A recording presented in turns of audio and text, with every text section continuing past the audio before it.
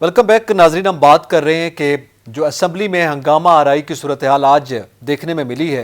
बार बार हमारे तमाम सियासी जमातें असम्बली के और फ्लोर ऑफ द हाउस के तकद्दुस की बात करते हैं, तो जाहिर है ये एक बड़ा सवाल है कि उसका तकद्दुस जो आज हमें देखने में मिला है उसका खुद कितना ख्याल रखा जाता है। हमारे साथ लाइन पर मौजूद है पाकिस्तान तहरीक इंसाफ के रहनुमा हैं जनाब अहमद हसन डेहड़ साहब। बहुत शुक्रिया अहमद हसन डेहड़ साहब वक्त देने का। सर ये बताइएगा, आज असेंबली में जो कुछ हुआ, क्या ये असेंबली के तकद्दुस की पामाली नहीं है?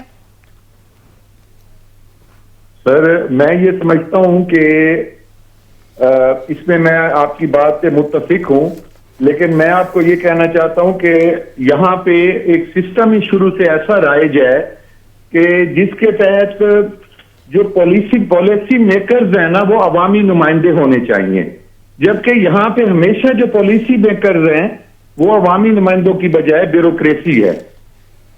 अगर जब ये हालात जब अवामी नुमाइंदों की बातें सुनी जाएंगी और पॉलिसीज बनाई जाएंगी तो ऐसे मसाइल पैदा नहीं होंगे।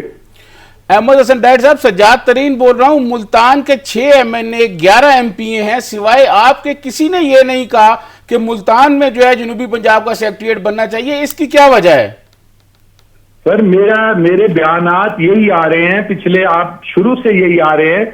मैं आपको ये कहना चाहता हूं कि डीजी खान और मुल्तान डिवीजन के MNAs को मीटिंग से दूर रखा गया है, और जो हमारे मुल्तान के बड़े लोग हैं, जो हमारे मुल्तान के बड़े लीडर हैं, मैं अब नाम लूं तो वो कहते हैं जी कि आप हमारा नाम क्यों लेते हैं, तो उनको मुझे गिला ये है कि वो मीटिंगों में भी थे और उन्होंने हमारा मुकदमा नहीं लड़ा।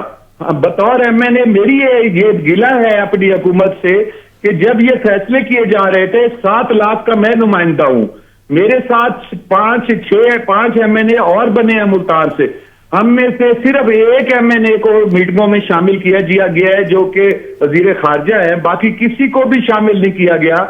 हमारी बात सुनी जाए। मैं आज भी ये कहना चाहता हूं कि मुल्तान जो है वो कदीम तरीन शहर है। मुल्तान में इंटरनेशनल एयरपोर्ट है, 2 क्रिकेट स्टेडियम है, 5 स्टार होटल है, मेट्रो बस है, मैप्को हेडक्वार्टर है, स्टेट बैंक है, ड्राई पोर्ट है, मोटरवे मुल्तान को लगती है, भावलपुर को नहीं लगती, आलमी सतह के तालीमी इदारे हैं, मेडिकल यूनिवर्सिटीज हैं, और ये सब कुछ होने के बाद सिर्फ और सिर्फ दारुल खिलाफा मुल्तान को होना चाहिए। ये जो 2 बना दिए गए हैं, मुल्तान वाले भावलपुर जाए, भावलपुर वाले मुल्तान आए, डीजी खान वाले आधे मुल्तान आए, आधे भावलपुर जाए। मेरा मुतालबा ये है कि अगर मुझे ये मीटिंग्स में बुलाते, हमारी राय लेते कि अगर 2 भावलपुर और मुल्तान दोनों को ही बनाना है, तो फिर जो नून लीग के दौर में 2013 में मुल्तान और भावलपुर की दोनों की सूबों की बात हुई थी, तो वही कर दें। लेकिन आधा तीतर आधा बटेर, मुझे मुल्तान की मट्टी, यानी कि हमारी ये 6 MNA जीते हैं PTI के, मैं पुरजोर मुतालबा करता हूं कि दारुल हुकूमत सिर्फ मुल्तान को होना चाहिए, और इसका जो हेड भी बनाए, जो इसका सेक्रेटेरिएट भी बनना चाहिए, वो मुकम्मल तौर पर मुल्तान में बनना चाहिए। शाह महमूद कुरैशी साहब क्यों खामोश हैं? क्या वजह है कि वो खामोश हैं? सर पहले मेरे ऊपर इल्जाम है कि मैं जो भी इंटरव्यू देता हूं मैं शाह महमूद कुरैशी साहब के खिलाफ बोलता हूं। मेरे पार्टी के वाइस चेयरमैन है, मुझे उनकी बहुत इज्जत है, लेकिन अफसोस ये है कि अल्लाह ने उन्हें इतनी इज्जत दी है, इतना बड़ा मकाम दिया है, वो अपनी मट्टी जो है हमारी, उसकी हमारी हिफाजत नहीं कर सके, वो हमारी मट्टी के साथ वफा नहीं कर सके। ये अंग्रेजों के दौर में भी यहाँ पे जो हम मुजाहिदीन थे वो इनके जुल्मों का शिकार हुए। आज ये मुल्तान की मट्टी जो है इनके जुल्मों का शिकार है। हमारा एक एक फर्द वहां का रहने वाला ये रो रहा है कि जी मुल्तान को 6 MNA की सीटें दी गई हैं और उसके बाद इनके नुमाइंदों ने आवाज ही नहीं उठाई।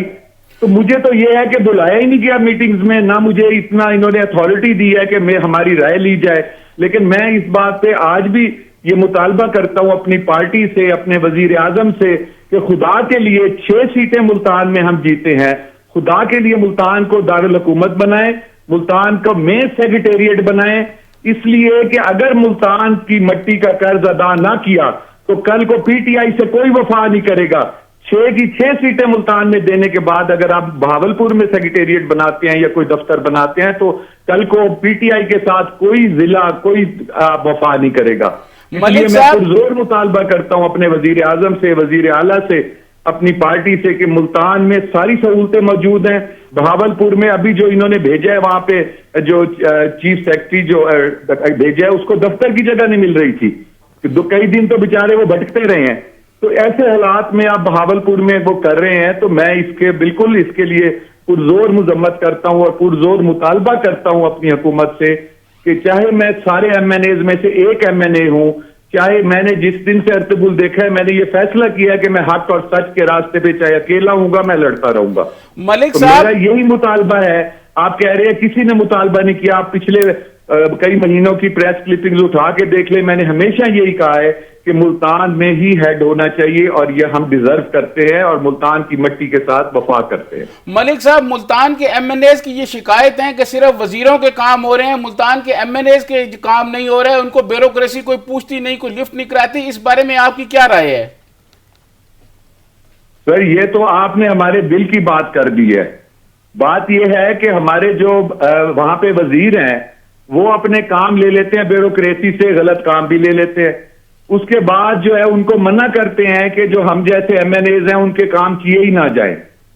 सारे उन्होंने चेयरमैन जो डिस्ट्रिक्ट लेवल पे हैं वो सब अपने बनवा लिए, उन्होंने वजारतें अपने हल्के में दे दी, उन्होंने मुशीर अपने हल्के के बनवा दिए, उन्होंने जनाब सारे फंड्स भी वो 80% फंड वो लेते हैं, हमें 20% देते हैं।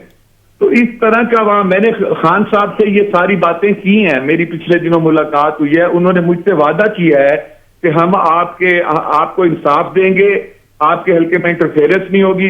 मैं इंतजार में बैठा हूं अपने कायद की जुबान पे, जिन्होंने मुझसे वादा किया है कि मुझे इंसाफ देंगे, मेरा हक देंगे और हम MNAs को सारा कुछ वो नहीं ले जाएंगे, हमारे हल्कों को भी लुक आफ्टर किया जाएगा। डेढ़ साहब, इसको लेकर ये जो मुल्तान और बहावलपुर सेक्रेटेरिएट की आप बात कर रहे हैं, इसको लेकर मुल्तान की आवाम बड़ी सरापा एहतजाज नजर आती है अपने सियासतदानों के खिलाफ भी। क्या ये बात दुरुस्त है? सर, मैं भी मुल्तान की आवाम का एक हिस्सा हूं, जब मैं खुद सरापा एहतजाज हूं। आपने मेरी बातों से सुन लिया है कि मुझे MNA शिप जो मिली है ये अल्लाह की मेहरबानी है, खान साहब की मेहरबानी है और उस गरीब की मेहरबानी है जिसने मुझे चुना है। आज मैं उनकी आवाज की नुमाइंदगी कर रहा हूं। मैं मुतालबा कर रहा हूं अपनी हुकूमत से कि खुदा के लिए मुल्तान के साथ ऐसे ना करें जिन्होंने PTI से वफा की है। आप उन डिवीजनों की बात करें जिधर से आपको 1-2 सीटें मिली हैं। आप DG खान के MNAs को देख लें, आप मुल्तान के MNAs को देख लें, दोनों डिवीजन के सब MNAs MPs यही चाहते हैं कि ये जो हेड है वो मुल्तान बने और सेक्रेटेरिएट मुल्तान में बने। आप एक चीज देखें, रहीम यार खान से जब आप आए बहावलपुर, आप देर से पहुंचते हैं, रहीम यार खान से मोटरवे पे आप जो है पहले मुल्तान पहुंच जाते हैं। 4 मोटरवेज लगते हैं मुल्तान को और बहावलपुर को 1 मोटरवे भी नहीं लगता। तो इसलिए हर लिहाज से मुल्तान की अहमियत है और दरमियान में है। मैं बार बार मुतालबा करता हूं कि मुल्तान में ही सारा सेक्रेटेरिएट बनाया जाए और जो आपके IG, एडिशनल IG और एडिशनल चीफ सेक्रेटरी हैं उनको मुल्तान में बिठाया जाए। मलिक साहब, जब आप प्राइम मिनिस्टर इमरान खान से मिले हैं तो आपने उनको बताया है कि ये मुल्तान के वुज़रा जो हैं ये अपने 2 नंबर काम करा रहे हैं और बाकी लोगों के काम नहीं हो रहे, तो इस पे प्राइम मिनिस्टर ने क्या कहा है आपको? प्राइम मिनिस्टर ने मुझे कहा है कि मैं आपको आपका हक दिलवाऊंगा और इस बात पे उन्होंने मुझे यकीन दिलाया है कि वो मुझे हक दिलवाएंगे और मुझे अपने कायद पर यकीन है कि वो मुझे हक दिलवाएंगे। मैंने उन्हें बताया कि आपके सेक्रेटेरिएट में भी हमारे काम नहीं हो रहे, हम जो काम कहते हैं उसके बाद एक लेटर निकाल दिया जाता है और नीचे उसकी इंप्लीमेंटेशन नहीं होती। और जब तक हम इंप्लीमेंटेशन नहीं करेंगे अपने कामों को, हम अपने गरीबों के मासिस तक हम डिलीवर नहीं करेंगे, मासिस पे काम नहीं करेंगे, तो कल को हमें कौन कंसीडर करेगा? और हम लोगों से ये वादा करके आए हैं कि हम मासिस में काम करेंगे। और मुल्तान में वहां पे जो जुल्म हो रहे हैं इस वक्त, जो मतलब वहां पे ज्यादतियां हो रही हैं, मैंने उसका भी जिक्र किया उनके साथ, लेकिन उन्होंने मुझसे वादा किया है कि मैं ये सारे मामलात आपको संभाल के दूंगा और मैं इस इंतजार में बैठा हूं कि मेरा कायद मुझे भूलेगा नहीं और मुझे इंसाफ दिलवाएगा। बहुत शुक्रिया अहमद हसन डेहड़ साहब, आपने अपना कीमती वक्त दिया और गुफ्तगू की। अब सजाद तरीन साहब, एक जानिब ये मामलात हैं कि खुद MNAs और MPAs जो हैं वो जाके वज़ीर आज़म से इस्तिदा कर रहे हैं कि जनाब मेहरबानी करें और हमारे जो है मसाइल हल करें, उनको वादा कर दिया जाता है और वो इंतज़ार में बैठे हैं। मेरे ख्याल में ये सारी सूरत हाल का एक मंजरनामा जो है वो तो हमारे सामने आ गया है। इसके साथ साथ ये जो सिंध और विफाक के दरमियान इस वक्त कन्फ्लिक्ट चल रहा है कि इलेक्ट्रिक को लेकर, इस पर आपका क्या तज्जिया? मैं समझता हूँ कि ये जो जिम्मेदारी है ये वफाक की जिम्मेदारी है। वफाक का ये काम है कि वो लोगों को वहाँ बिजली सप्लाई करे। ये उमर अयूब साहब उस वक्त मौजूद थे जब ये के इलेक्ट्रिक बन रही थी और ये निजकारी की तरफ जा रहे थे। उस वक्त ये सारे लोग, वो हफीज़ शेख साहब भी मौजूद थे। ये जनाब मुशर्रफ के ज़माने में सारा कुछ हुआ है, उस वक्त इनसे पूछा जाए। अब मसला ये है कि उमर अयूब साहब के पास इस बात का तो जवाब नहीं है कि जनाब वहाँ लोगों को बिजली नहीं मिल रही, लोगों को 18-18 घंटे लोड शेडिंग है। वो कहते हैं जी वहाँ क्योंकि पानी है और पानी की वजह से जो है मसाइल हो रहे हैं, सिंध गवर्नमेंट ये नहीं कर रही। भाई सिंध गवर्नमेंट अगर कर रही है, नहीं कर रही, आप उसके खिलाफ एक्शन करें। अगर नहीं कुछ कर रही, आप तो अपना काम करें ना। ये थोड़ा है कि लोग आपसे पूछें जी 18 घंटे बिजली नहीं है तो आप कहते हैं जी वो पिछले चोर थे, वो जी लोड शेडिंग उनकी वजह से हो रही है। भाई मियां नवाज शरीफ की हुकूमत जब गई तो उस वक्त जो है बिजली की लोड शेडिंग नहीं हो रही थी, उस वक्त लोगों को बिजली मिल रही थी।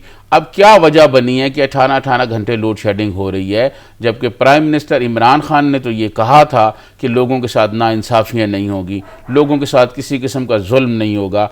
अब आपने सुना खुद हुकूमती MNAs जो मुल्तान से हैं, मलक अहमद हसन डेढ़ साहब जो हैं, उन्होंने ये कहा कि जनाब वहाँ वज़रा के काम हो रहे हैं, वज़रा अपने सारे काम करा रहे हैं और बाकी जो MNAs हैं उनको पूछा नहीं जा रहा, ब्यूरोक्रेसी उनको पूछ नहीं रही। वज़रा अपने अपने हलकों के काम करा लेते हैं और ब्यूरोक्रेसी उनके काम कर देती है, बाकी किसी को पूछ नहीं रही। यही सूरत हाल है।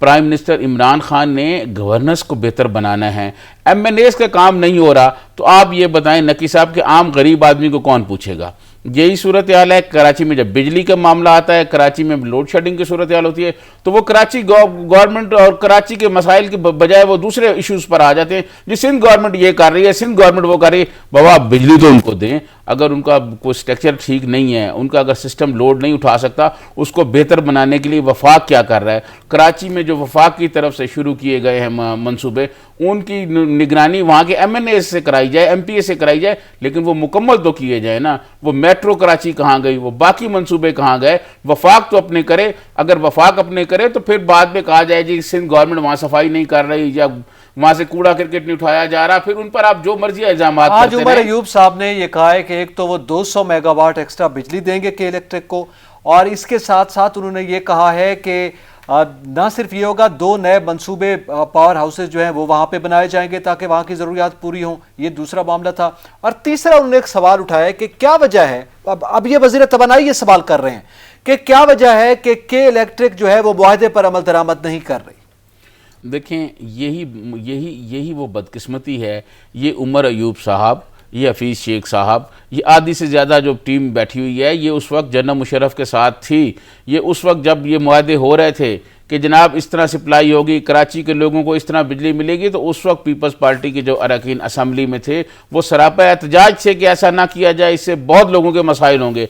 आज देखें, आज उमर अयूब साहब जो हैं आज इधर आके और जनाब ये बातें कर रहे हैं, और अगली कोई हुकूमत आएगी तो आप देखिएगा यही चेहरे फिर उस हुकूमत में होंगे और वो कह रहे होंगे जी उस वक्त PTI ने ये नहीं किया और PTI ने ये नहीं किया। ये तो वही टीम है ना जो अपना CV लेके हर आने वाले हालात को देख के और अगली नौकरियां तलाश करने शुरू हो जाते हैं। तो अच्छा, सिंध का आप जिक्र कर रहे हैं तो आज बड़ी डेवलपमेंट हुई है सिंध में। मौलाना फजलुर रहमान ने APC बुला ली। आज बड़ी अहम शख्सियात, अहम जमातें उनके साथ मौजूद थी। जिस APC का हम बार बार जिक्र कर रहे हैं, आज सिंध से उसका मेरे ख्याल में आगाज़ हुआ है और मौलाना साहब ने खासी तनकीद भी की है हुकूमत पर। देखें, मैं समझता हूँ कि मौलाना फजलुर रहमान साहब जो हैं वो तो पहले दिन से हुकूमत के ख़िलाफ़ मुतहर्रक हैं। वो तो पहले दिन से उन्होंने कहा था कि जी आप हलफ ही न लें सारे अपोजिशन को। तो मैं समझता हूँ कि वो हालात भी ऐसे होते जा रहे हैं। दूसरी तरफ हुकूमत की कारकर्दगी जो है वो इतनी अच्छी नहीं है।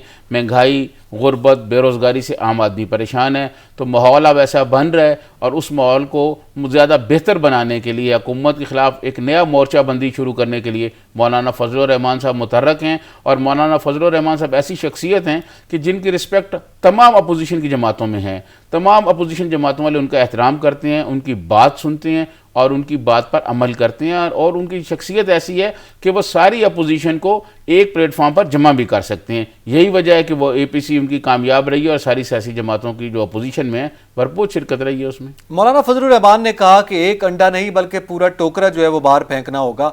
तो इसका मतलब है वो जो -160 वाली बात नून लीग की जानिब से आ रही है, इसी एजेंडे पर ये APC आगे बढ़ेगी।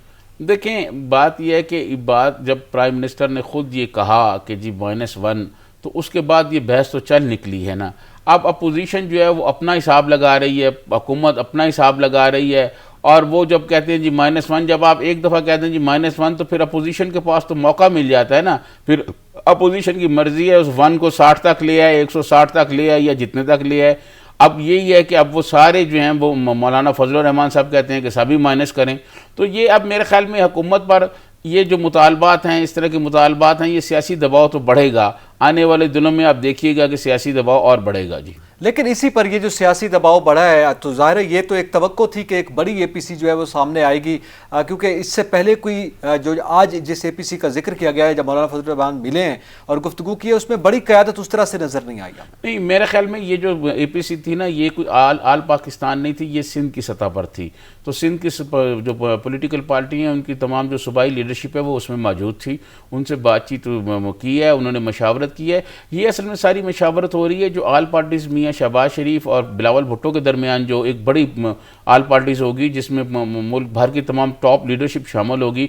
मैं समझता हूँ उसमें ये सारी चीज़ें फिर जो हैं डिस्कस होंगी कि सूबाई क़यादत के साथ ये चीज़ें डिस्कस हुई हैं, क्या हुकूमत के ख़िलाफ़ तारीख में जाना है, क्या अदम एतमाद लाना है, क्या किस तरह इस हुकूमत को और आगे बढ़ने से रोकना है। ये सारे इशू मेरे ख्याल इनके दरमियान डिस्कस हो रहे हैं और ये फाइनल जो है वो जो बड़ी एपीसी होगी जिसमें शहबाज शरीफ साहब होंगे और बिलावल भुट्टो जरदारी होंगे, तमाम अपोजिशन की लीडरशिप होगी, उसमें बैठ के मेरे ख्याल में ये हतमी फैसले किए जाएंगे जी। तो इसका मतलब है दीगर सूबों में भी इस तरह की जो एपीसी सूबाई सतह पे है वो होगी, मुशावरत का जी पहले हुई है जी, पंजाब में हुई है, पंजाब में पीपल्स पार्टी ने कराई है, केपी में भी हुई है, कराची में भी हो गई है। तो ये मेरे ख्याल सूबों में हो रही है, ये बातचीत चल रही है सारी और ये आगे की तरफ बढ़ रहे हैं और मौलाना फजलुर रहमान अपना किरदार अदा कर रहे हैं कि सारी अपोजिशन को एक प्लेटफॉर्म पर ला रहे हैं ताकि हुकूमत के ख़िलाफ़ जो है सब एक जमा होकर एक प्लेटफॉर्म से सामने और फिर या जो भी शक्ल होगी एहतजाज करना है या कोरोना की सूरत हाल है, एहतजाज नहीं हो सकता तो मुतबादल क्या प्लान होगा, ये सारी चीज़ें उसमें डिस्कस हो रही हैं। तो मौलाना साहब तो एग्रेसिव लग रहे हैं, बाकी जमातों का भी आपको मूड लग रहा है कि वो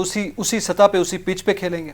देखें, मैं आपको अर्ज़ करूं कि ये आपने दुरुस्त कहा कि मौलाना साहब अग्रेसिव हैं, वो पहले दिन से हैं, लेकिन जो पार्टियां नहीं हैं जो आप बात कहना चाह रहे हैं वो ये है कि जो पार्टियां अग्रेसिव नहीं हैं उसकी हालात ने उनको भी वहाँ ला के उस मौके पे खड़ा कर दिया जहाँ उनका भी अब अग्रेसिव सियासत के अलावा कोई मेरे ख्याल में अब हल नहीं होगा, उनके पास कुछ नहीं होगा। अगर वो अग्रेसिव नहीं होंगे, अवामी सियासत नहीं करेंगे तो फिर बहुत पीछे रह जाएंगे जी वो। तो फिर आगे बढ़ते हुए जो इस वक्त मुल्क की सूरत हाल है, आज हमें जो एग्रेसिवनेस असम्बली में नजर आई है, ये अपोजिशन की या एपीसी की जमातों में उस तरह से क्यों नजर नहीं आ रही, यानी अमली तौर पर?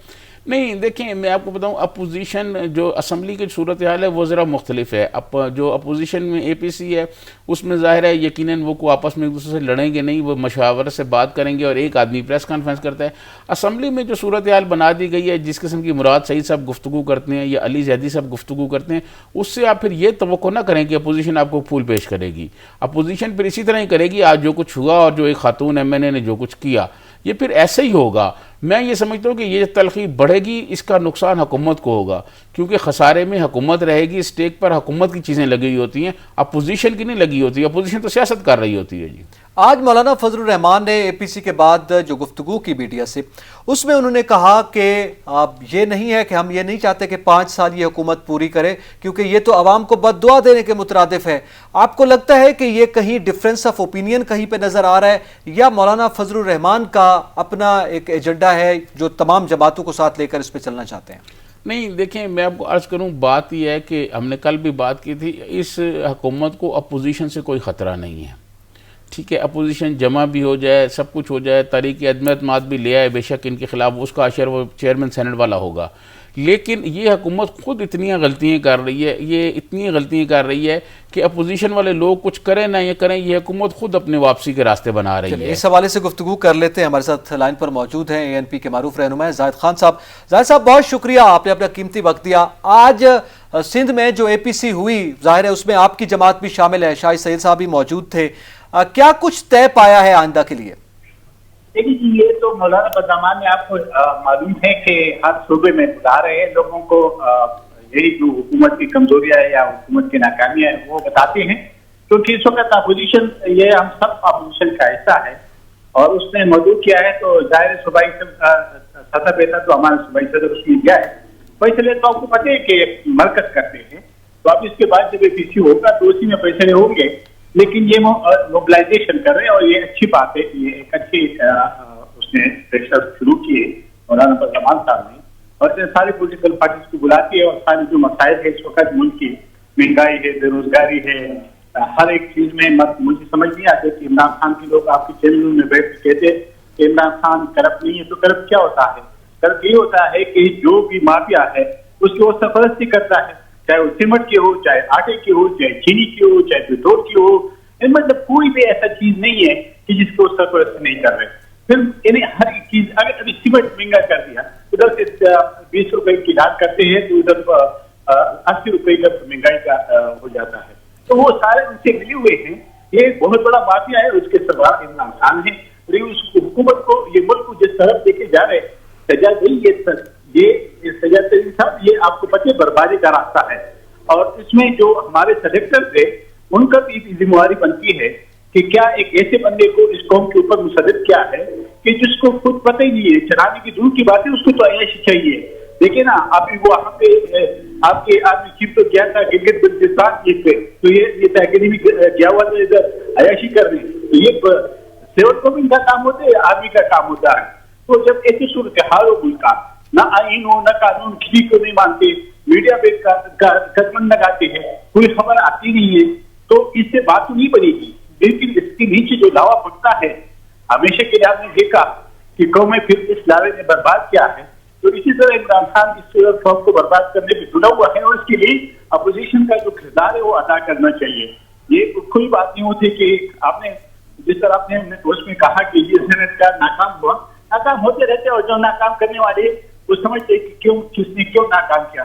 वरना एक दफा जब करारदाद पेश होते हैं तो 64 मेंबर कह रहे होते हैं, जब वोट होते हैं तो 50 होते हैं। तो आप खुद समझिए कि ये गरीबाना जो हाथ है उनके साथ तो हो रहा है, लेकिन ये मुल्क की बर्बादी की बात हो रही है। तो ये मुल्क की बर्बादी जिस तरह 70 में मशरक़ी पाकिस्तान में हुआ था और उसकी 71 में जो रिजल्ट सामने आई थी, अल्लाह ने करे कि ऐसा तो भयानक इस मुल्क के साथ हो जाए, तो हम समझते हैं कि आप सब इदारों का अभी अद्या भी वो अपना जो अपने उसकी जो इख्तियारात है वो भी उसी तरीके से इस्तेमाल नहीं कर रहा है। तो सारे इदारे मफलूज हो चुकी है और मफलूज होने से मुल्क की मैशत भी बैठ गया है। और आपने याद सोवियत यूनियन क्यों टूट गया था, उसकी मैशत बैठ गई थी, उसके इदारे कमजोर हो गए थे, उसके इदारे तबाह हो गए थे, जमहूरियत का उसके नहीं कुछ तय नहीं। इसलिए हम भी एक डिक्टेटर आगे बैठा हुआ है, वो जो दिल में चाहे वो फैसला करते हैं, ट्वीट करता है, उस पर सब चीजें चलती रहती है। और उसके जो अपने दुनिया से कराए की जो सोर्समैन इकट्ठे किए हुए इस्लामाबाद में बैठे बैठे कौन से लोग हैं, जब पता नहीं कि ये लोग तो अपनी यूनियन कौंसिल की भी सीट नहीं जीत सकते हैं। तो डेमोक्रेसी में तो साहब आपको पता है कि क्या सूरत हाल होती है। तो इसके लिए मौलाना फजल रहमान का जो एक स्टेप उसने उठाया है कि सारे सूबों में उसने एफईसी किया और सारी पॉलिटिकल पार्टी आई और जाहिर है कि हर पॉलिटिकल पार्टी चाहिए। जी इजाद खान साहब, बहुत शुक्रिया, आपने अपना कीमती वक्त और हमसे गुफ्तगू की, डिटेल में बताया इजाद खान साहब ने जो एपीसी हुई और फिर आइंदा का जो एजेंडा है और जिस बुनियाद पर अपोजिशन एपीसी को लेकर चलेगी, ये एक अहम मामला है जिसमें मेरे ख्याल में आगे आने वाले दिनों में मजीद हमें कुछ पेशरफ देखने में मिलेगी। तरीन साहब, एक और बड़ा अहम मामला, आज एक अच्छी खबर भी है और वो ये है कि वज़ीर आज़म इमरान खान ने आर्मी चीफ और चीनी सफ़ीर के हमरा एक आइसोलेशन अस्पताल का इफ्तिताह किया इस्लामाबाद में, जिसे इन्फेक्शन ट्रीटमेंट सेंटर का नाम दिया गया है। और ये 250 बिस्तर पर मुश्तमिल एक ट्रीटमेंट सेंटर है और कोविड-19 के हवाले से ये बड़ी एक पेशरफ्त इसको करार दिया जा रहा है। सजाद तरीन साहब, इस पर आपकी क्या राय है, आप क्या समझते हैं? ये तो अच्छी खबर है, बढ़ना चाहिए इसको। मैं समझता हूँ जी ये बहुत अच्छा काम है और 40 दिन में ये तैयार हुआ हॉस्पिटल, और इसमें कलीदी के रोल जो है वो NDMA का है, उनका कलीदी किरदार इसमें था, उन्होंने ये बना के और ये खड़ा कर दिया सामने। मैं समझता हूँ ये एक बहुत अच्छा अमल है, इसी तरह होना चाहिए। हॉस्पिटल्स और बेहतर होने चाहिए, सेहत का निज़ाम और बेहतर होना चाहिए, क्योंकि आपको पता है कि कोरोना आने से पहले भी पाकिस्तान में जो सरकारी हॉस्पिटल्स थे उन पर किसी ने तवज्जो नहीं दी। लेकिन गरीब आदमी को ये था कि PTI की हुकूमत आने से पहले गरीब आदमी को कम अज़ कम वहाँ दवाइयाँ मिल जाती थी, कोई इमरजेंसी में इंजेक्शन मिल जाते थे। जब ये हुकूमत आई है अब उसके भी मसाइल पैदा हो गए हैं। तो ये मैं समझता हूँ बहुत अच्छा काम है, इसमें NDMA ने बहुत रोल किया है और 40 दिन में ये हॉस्पिटल खड़ा कर दिया गया है। ये एक सेहत के लिए मैं समझता हूँ एक अच्छी खबर है और उम्मीद की जा सकती है कि ऐसे हॉस्पिटल्स जो हैं वो और भी बनाए जाएंगे ताकि लोग जो हैं, लोगों का रश जो है हॉस्पिटल्स में कम हो और कोरोना के अलावा जो मरीज़ हैं उनको भी देखा जा सके। ये क्योंकि अब सूरत हाल ये हो गई है हॉस्पिटल्स में कि कोई भी आदमी जाता है तो उसे कहते हैं जी किसी और वजह से जाता है तो उसको कहते हैं जी कोरोना की वजह से है, हॉस्पिटल में रश है, जगह नहीं है, आप बाद में आएँ। तो ये कोरोना के नाम पर लोग बहुत परेशान थे, जिन लोगों ने ऑपरेशन कराने थे, जिनको और सेहत के मसाइल थे। तो मैं समझता हूँ ऐसे हॉस्पिटल्स बनाए जाएं जहाँ जो है लोगों को कोरोना के लिए रखा जाए, कोरोना का उनका इलाज किया जाए, तो बाकी हॉस्पिटल पर रश कम होगा और लोग जो हैं वो उनको सेहत के दीगर जो प्रॉब्लम्स हैं, मुश्किलात हैं, वो इनका इलाज करा सकेंगे। ये एक बहुत अच्छी खबर है मैं समझता हूँ, और ये एनडीएमए का एक बहुत कारनामा है जी। अब मेरा सवाल ये है कि एनडीएमए का एक बड़ा कारनामा है, 40 दिनों में अगर ये काम हो सकता है तो क्या वजह है हमारे दीगर अस्पतालों की सूरत हाल इसी तरह बेहतर क्यों नहीं हो सकती? इसलिए बेहतर नहीं हो सकती कि वहाँ एनडीएमए नहीं है ना जी। वहाँ आपको पता है ब्यूरोक्रेसी है, ब्यूरोक्रेसी का फिर अपना एक निज़ाम है, फिर वहाँ पर फाइलें जाती हैं, फाइलों पे आप पाकिस्तान में जो ये एक तरीका कार है, एक जो निज़ाम है, उसमें बहुत बड़ी खामियां हैं, बहुत बड़ी ख़राबियाँ हैं। एक आदमी जो है, एक सरकारी अफसर, वो जिसके पास फ़ाइल जाती है वो हफ्तों फ़ाइल रोक लेता है। फिर उसके बाद खौफ जो पैदा किया गया इस हुकूमत ने नैब का और दूसरों का, सरकारी अफसरान जो है वो घोंसलों की पॉलिसी पे लगे हुए हैं। 2 साल हो गए हैं, आप इस हुकूमत ने देखें कौन सा बड़ा मंसूबा शुरू किया है। पिछली हुकूमत को प्राइम मिनिस्टर इमरान खान कहते हैं, वो चोर थे, वो डाकू थे। मोटरवेज बनाई उन्होंने, मेट्रो बनाई, बिजली के मुख्तलिफ प्लांट्स लगाए, बिजली की लोड शेडिंग ख़त्म की, आम आदमी को तो सहूलतें मिली हैं ना जी। अब आप उनको अब जो मर्जी है कहते रहें, मैं ये नहीं कहता कि उन्होंने करप्शन नहीं की या करप्शन नहीं की होगी, लेकिन अगर की है वो आप कोर्ट में साबित करें। प्रोजेक्ट तो उन्होंने बड़े बड़े लगाए हैं ना। बात यह है कि इस हुकूमत ने आके कौन सा 2 साल में मंसूबा शुरू किया, आप मुझे बताएं। अब 2 साल से ज़्यादा इनका टाइम हो गया है, 2.5 साल मेरे ख्याल में होने वाले हैं इनको। इस अरसे में आप मुझे बताएं कितने लोग बेरोज़गार हुए हैं, कितने लोगों की नौकरियां गई हैं, कितने लोग मुआशी मसाइल का शिकार हैं। जब ये प्राइम मिनिस्टर इमरान खान जो कंटेनर पे खड़े होकर कहते थे 1 करोड़ नौकरी दूंगा, 50 लाख घर बनाऊंगा, 50 लाख घर बनाने के बजाय कराची में आप देखें रेलवे की जो बहाली के लिए कितने घर लोगों के गिराए गए हैं।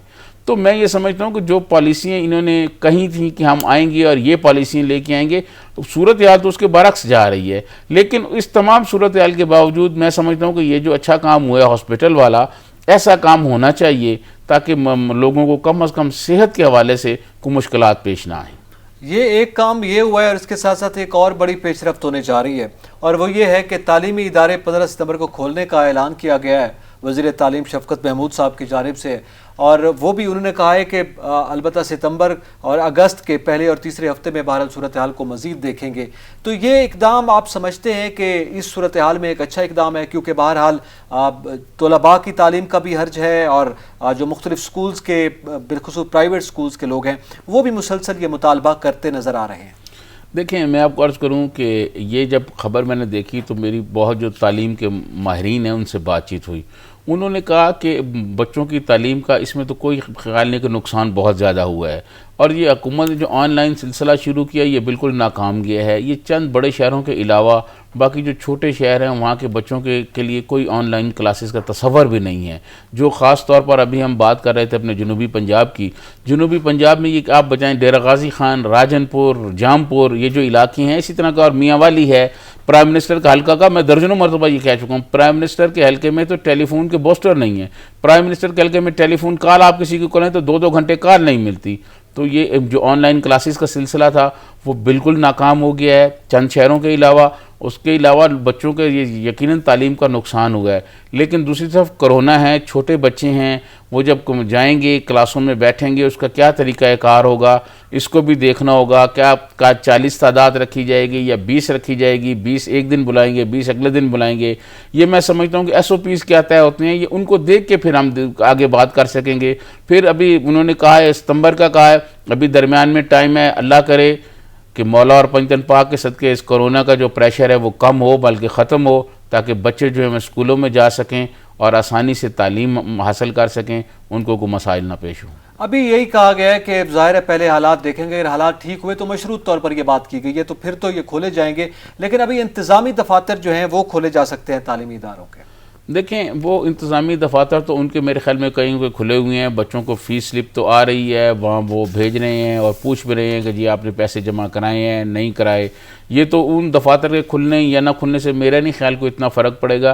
फ़र्क तो उस वक्त पता लगेगा, सूरत या तो उस वक्त वादे होगी जब बच्चे क्लासों में आएंगे, फिर उनको किस तरह हैंडल किया जाता है, असातिज़ा और उनके साथ किस तरह पेश आते हैं, बच्चों के लिए जो क्लासेस में डेस्क लगाए जाएंगे उनका किस तरह किया जाएगा, क्या उसमें समाजी फासले होंगे, बच्चे जो हैं SOPs जो होंगे वो सारी चीज़ें। जी SOPs के तहत जो है वो ज़ाहिर तालीमी इदारे खोले जाएंगे। यकीनी तौर पर यह दुआ है कि अल्लाह ताला इस वबा से हमें निजात अता फरमाए और उसके बाद तालीम भी खुले, कारोबार भी खुले और लोग के मामूलाती ज़िंदगी जो है वो बहाल हों। लेकिन तालीमी इदारे खोलने के हवाले से ज़ाहिर स्कूल इंतज़ामिया पर बड़ी जिम्मेदारी आयद होगी कि वो SOPs पर अमल दरामद करवाए ताकि तालीम का मामला जो है, तालीम का नुकसान भी ना हो, तलबा का जो इस वक्त हो रहा है, और इसके साथ साथ दीगर मामलात जो हैं स्कूल्स के वो भी चलते रहें। एतजाज़ नकी और सजाद तरीन को इजाज़त दीजिए। अल्लाह हाफिज़।